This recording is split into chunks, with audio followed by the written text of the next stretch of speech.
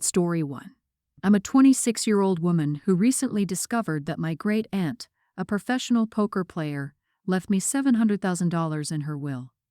This sum is just a portion of a much larger estate. However, there's a catch. My mom is against gambling of all kinds and is furious that the money comes from what she considers an unethical source. She's so against it that she's now saying I shouldn't accept the inheritance. Moreover, she's hinted that she believes the money should go to her instead, arguing that she can put it to better use and sanitize its origins by investing it in the family, which sounds like total BS, by the way. To give some more context, my mom is in her 50s and has always been vocal about disapproving of my aunt's job. She sees this inheritance as not just unearned but morally tainted. On my end, I see a chance to clear my student debt, secure a financial future, buy a house, and yes, help out my family, mom included, in significant ways. I've suggested compromises like donating a portion to charity, but my mom insists it's all or nothing. Either I refuse the entire inheritance or I'm acting against her wishes. It feels like a no-win situation where I'm being asked to choose between financial stability and my relationship with my mom, which is usually great. We're best friends, and this is hurting me. So, am I the idiot for wanting to accept the inheritance despite how it was earned, and my mom's strong feelings on the matter? I'm just saddened and worried about losing the relationship I have with my mom. Mom, she can put it to better use and sanitize its origins by investing in the family. This is the biggest pile of crap. Did she actually tell you this lie with a straight face? Come on, you don't see through her self-serving BS. Auntie left her nothing because she was rude and judgmental toward her. Mom gets a stick in the eye. Take the money and let your mom sermonize on read only, not the idiot, and consult a financial planner. If your mom is acting like this, you will probably have other family members coming out of the woodwork with their hands stuck out. Yeah. Oh wow. Never before in my life have I heard such self-serving drivel as what your mother is feeding you. I don't think this has anything to do with how your aunt earned the money. I believe that it has everything to do with your mother's greed. Be sure to save some for long-term use. Don't let her convince you to use it for her needs if you take possession of the money. OP, you are kidding, right? Take the inheritance. Your mom can sanitize the tainted money that wasn't even left to her. Your aunt wanted you to have that money. She would have been quite aware that you could clear your debts and have the security of owning a home. Your mom doesn't care about where the money came from. She's just trying to guilt-trip you into giving it to her. She's obviously jealous that you were left money, and she wasn't. If her investing it in the family would sanitize it, then you investing it in your future would as well. Don't give in, Opie. This money is yours. Your aunt wanted you to have it. She knew your mom was a greedy narcissist and wanted to protect you. Yeah, listen, Opie, this is just the price you pay to free yourself of some nagging narcissist. You're an adult. You don't need to ask mommy's permission to accept the money, justify it to her, or compromise with some kind of donation. This should be the wake-up call that she doesn't have your best interests in mind. He's gaslighting you to steal from you, and moms don't act like that. Anytime she tries to talk, just yell jealous. Keep that tainted money away from Saint Mama. Over the holidays, I, a nearly adult female, had the opportunity to go to the Caribbean with my neighbors as their nanny. My parents weren't thrilled, but it was after Christmas, so they let me go. The deal was pretty simple. It was 10 days at an all-inclusive resort. I would share a room with the kids and take care of them for 7 days and nights. In return, I got $500 and 3 days to myself. The rooms were adjoining. I think that's the right word. A door joined them. My parents insisted I get everything in writing so there were no mistakes. Basically, we agreed I would work 2 days and take 1 day off. Over and over. No problem, I thought, and I checked out the included activities and any excursions I might like. On my 3rd day off, I had planned to go scuba diving. I got up early and went on my excursion. When I returned, the parents were mad that I'd left without warning. I reminded them that we had a deal, and they said that they met another couple there and were going golfing, and that I screwed up their plans. I don't know why they made plans on one of my free days. They were upset all the way home. When we got back, they posted about how irresponsible I was. One of the other families called me to get my side of the story. I sent them a picture of the deal we agreed on. They said they knew I wouldn't do what I was being accused of. Then they started commenting on my neighbors' posts. My parents did this also, but I think everyone thought they were just protecting me. So now it's a big deal, and everyone knows they tried to change our deal without talking to me. Some other babysitters or their parents are now saying that they won't babysit for my neighbors anymore. I feel bad about it because they paid a lot for my vacation, and if they'd asked, I probably would have switched my excursion to the last day. Anyway, they're upset that I narked, which I didn't. They said I could have talked to them if I had a problem, but I'm not the one who made it public. Not the idiot.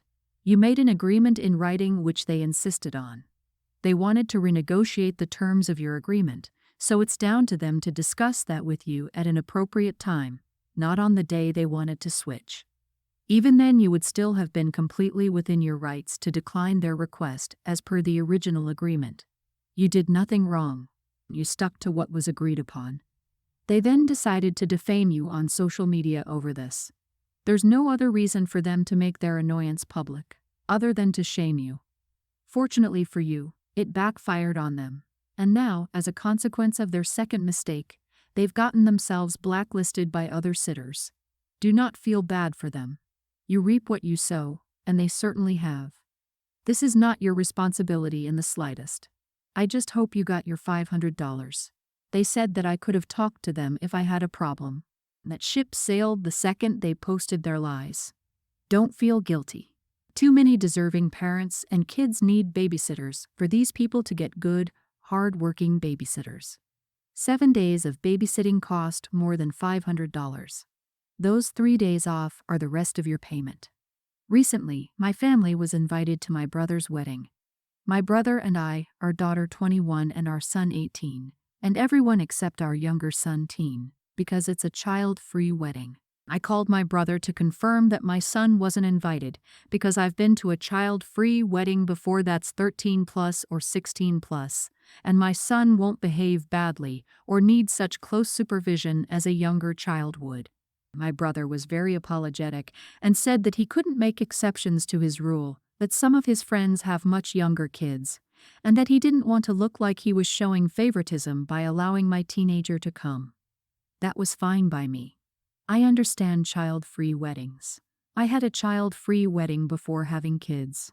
My brother has 2 children of his own from a previous marriage, teens, and 2 of my sister's kids are also under 18, young teen and mid-teen, and I assume none of them would be invited either. The wedding is in a different country, and my family will be flying out for the weekend. My teen son is a bit sad about not being invited because he and my brother are close. I also don't want to leave him home alone for the weekend, so I've made a plan that on the night of the wedding, he and his cousin could hang out in the hotel, use the pool, get room service, and make a night out of it, and then the next day we could explore the city as a family, so my son doesn't feel sad about being left out. When I told my brother the plan, he thought it was a great idea, but when I told my sister, she was surprised and said her kids had been invited, and that she didn't know it was child-free 18 plus. She checked with my brother who told her it was 13 plus, so my niece was invited. So we both called my brother, who admitted that my son is the only one under 18 in the immediate family who's not been invited, though he wouldn't say why despite my pushing him. My sister and I both decided not to attend as we're both angry with him, and she loves my son. My mother is calling us both up, saying we're being childish and letting my brother down. My brother's soon-to-be wife is also furious at us, and says that my brother is distraught and that my son was excluded for a good reason, once again not saying the reason. My brother-in-law, sister's husband, is also upset and blaming me for my sister not going, and I'm starting to feel bad and wish I just let sleeping dogs lie. But am I the idiot? Lady, you are the idiot. Come on, tell us the reason he wasn't invited. I know you know it. We are a Christian family. My brother's soon-to-be wife being much more religious than the rest of us, though we all still go to church. Except my son, who stopped being Christian a few years ago. I don't mind personally, but it's caused some discontentment. I'm not saying that this is the reason at all, just if I were guessing. Not the idiot. Don't use age as an excuse when it is his lack of faith in God. If the young teen is allowed to go, then the mid-teen should be, if that is the child-free wedding you desire. If he wanted you there, he firstly could have told you the truth about why he isn't invited or grown a backbone to his new wife and invited him. Rereading, it looks like they never said it was he stopped going to church, and they aren't telling you anything. I would still stay behind. But what's wrong with your mom? OP. Good on you for protecting your son and your sister. Shame on your brother and your mother for not protecting him. Your son will always know his mother loves him for this kind of behavior, and his grandmother and uncle does not. Excluding him and lying about it is not love or Christian behavior. My young adult daughter died 13 years ago. We share a name as it's a family name. The tradition has always been that this is the name given to the first daughter of each generation for over 100 years. My mom, my daughter, and I share this name.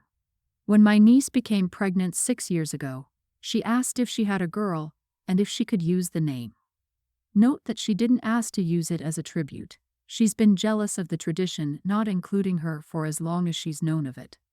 I said no, it would break my already broken soul to share her name with another family member. No one was happy that I selfishly said no, but nothing came of it since she had a boy. Fast forward to yesterday when my mother told me that my niece is again pregnant. This time it's a girl, and she has already named her. Insert dead daughter's family name here. My mom reminded her that it's her name too, and she wants to pass it down. 1. It's my name as well. 2. It's still my daughter's name even though she's dead. 3. My daughter has a surviving sister who will never be able to name her potential future daughter in honor of her dead sister. I don't expect my mother, sister, or niece to understand why I feel as I do, as they've never lost a child. That said, I don't think it's too hard to consider that if a grieving mother says you may not use her daughter's name, you probably should respect that and choose another name without question and certainly without guilt. It already tears the gaping hole in my soul wider open each time I hear a mother calling her daughter by what is also my daughter's name. But now my family is creating a lifelong in-my-face agony that they could easily prevent, and they've done it knowingly. I feel utterly betrayed by my family, especially by my mother. She went behind my back, along with my niece and sister, knowing that I begged that my daughter's name not be used. When I came unglued on her yesterday, my mom told me that if my surviving daughter has a daughter in the future, she can use it too. Having the same name's perfectly fine for 2 kids in one family. I'm flawed. Am I the idiot for being so upset and saying no? Why? 2 cousins naming their kid the same thing is not a problem at all. Heck, for at least 18 years you had at least 3 people with that name in your family, and it didn't cause any problems. It's a family name. Your daughter can name her kid after her sister, and your niece can name her kid after her grandmother. Why are you saying no? Do you want to kill the tradition that has gone on for generations just because your late daughter isn't the one using it? Get over yourself. Your niece isn't jealous. You are. You don't want to allow other people their family history. You want to act like it belongs to you alone. Losing a child is unimaginable, and my heart breaks for you. But you are visiting misery on others for no good reason. You are the idiot. Yeah, you said just hearing the name kills you inside. But if the sister used the name later on somehow, that wouldn't kill you. It would only kill you if your niece used it. This is your name and your mother's name. You cannot argue. You fall apart every time you hear this name. It's your damn name. Did you change your name after your daughter died? If not, drop this BS argument. Your daughter died 13 years ago. Calling yourself a grieving mother right now to guilt and bully your niece into making decisions about her child's name is inappropriate. The fact that you're using your daughter's death as a weapon and means to manipulate someone is inappropriate. Update: I've read all of the comments and the consensus is I'm definitely in the wrong. Honestly, after getting all of this feedback, I think I am the problem. I am wrong. And yes, I'll be talking long and hard with my therapist about this experience and how it's opened my eyes. Thank you. My 29 female sister, Danny, 21, and I are not only sisters but best friends, and I've tried my best to look out for her. Her mom died 15 years ago, and her dad is an idiot. So she went out on her own 2 years ago, and I don't have much contact with their family either. She told me the last week that she was pregnant. The only person who knows is me, her best friend, and her boyfriend Rick, 25. Rick is a well-mannered guy who seems to treat my sister well emotionally and is kind to her. Danny and Rick have been together for over a year and a half, not long at all. They moved in together a few months ago and seem to have a good relationship. But like any couple, they have disagreements or times they get on each other's nerves. As I stated, my sister is only 21. She and her boyfriend both work and seem to be doing all right financially for two young people starting out in life. Definitely not for bringing a child into the mix. They both don't have college degrees, so their job income isn't the best. But it is quite above minimum wage, which surprised me when she started working at her job. I asked her how it happened, like if it was an accident or not, and she told me it wasn't on purpose, but there was no extensive protection. So basically trying, which is extremely irresponsible because A, they're not married, B, she's 21, and C, she has no savings. They live in a studio apartment. Danny smokes and drinks, so I told her, Danny, please rethink carrying on with your pregnancy. You guys aren't in the right place for this. You're too young, have a lot of growing up to do, and it will not be ideal right now. She cried out of nowhere and told me that I was unsupportive and cold. But I was just looking out for my sister. I haven't spoken to her since she told me that day, but I'm debating stopping over and talking to her to be supportive. But I just can't. I don't support it, especially since it wasn't prevented. You are the idiot. You have no right to try to push your sister to end a pregnancy she doesn't want to end. If she did, and you were being supportive, that would be a different story. But no one should push anyone to have an abortion. That is her body, and it will be her child, and you crossed a very hard line. If you want to continue a relationship with your sister, you will not just have to go over and support her, you will have to immediately apologize. Tons of people have children even younger than 21, and while you may not think she's ready, it's not your choice. This is a BS opinion. You don't really love someone if you don't remind them when they're heading down the wrong path. Loving someone is not enabling all their crappy decisions, and having a baby so young with no financial stability is a crappy decision. Just because plenty of people do it doesn't make it any less crappy. It's still the sister's choice, but love is not enabling and lying about the reality of her situation. I disagree. What does not being married and age have to do with raising a child? To be honest, you sound a bit of a snob and condescending talking about them not having college degrees, and you're surprised about them having above minimum wage jobs. My God, just because your sister doesn't meet your strict criteria for being child ready, do you think she should put herself through the physical and emotional trauma of ending pregnancy? You couldn't be more unfeeling if you turned up at her door with a rusty coat hanger. Geez, what an awful, insulting, cold way to relay your unsolicited opinion. Thanks for listening.